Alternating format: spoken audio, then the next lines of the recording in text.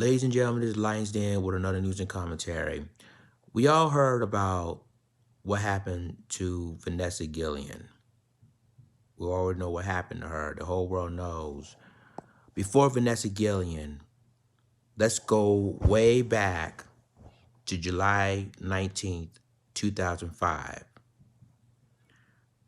Private First Class LaVena Johnson from representing St. Louis, Missouri, was found dead in Iraq. You know, the military, the U.S. government said that it was suicide. But the families of LaVena Johnson and everybody else, including myself, don't believe that. Now, when I first started about this story, I'm going to play this video in a second, and this is LaVena Johnson's father. When I heard about this story, Information Man and myself, we were supporters of this online radio station called U.S. Talk Network. And Kaz Carson one time was the host, and he was the one that talked about the story. And then we heard about it on, Democracy Now! Amy Goodman talked about this story as well. And, this story, and I just finished watching a documentary, and you can check it out on YouTube, called The Silent Truth. And the documentary is talking about the story about what happened to LaVena Johnson. So I'm going to go ahead and I'm going to play this. And remember, this is LaVena Johnson's father. And he'll explain to you what happened that day on July the 19th, 2005, when the whole world has changed with the family after what happened to their daughter. So I'm going to go ahead and play it, and I'm going to continue the rest of my commentary. My name is Dr. John Johnson. I am the father of Private LaVena Lynn Johnson, who was found dead in Iraq from what the military labeled as a self-inflicted wound, which we later found out was a homicide.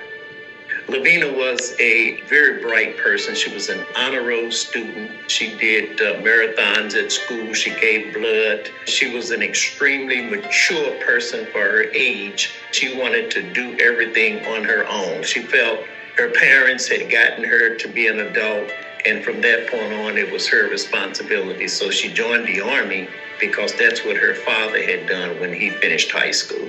LaVena had been in the Army about 9.5 months, had been in Iraq for approximately 6 weeks. The Army told me that she stuck an M16 rifle in her mouth and shot herself with it. They also said that the round exited the back of her head. That was a bold-faced lie. She was shot on the top left side of her cranial above her left eye. It was an execution-style shot.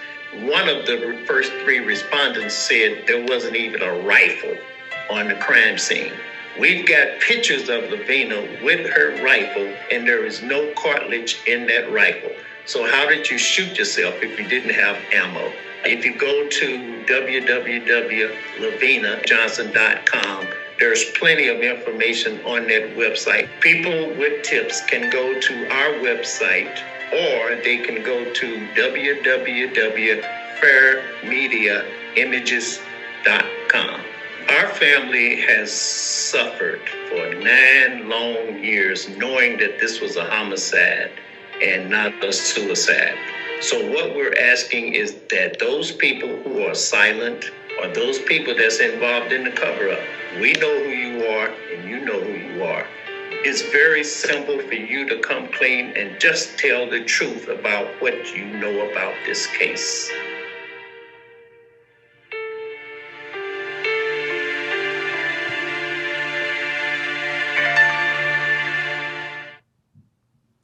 Well, ladies and gentlemen, there you have it.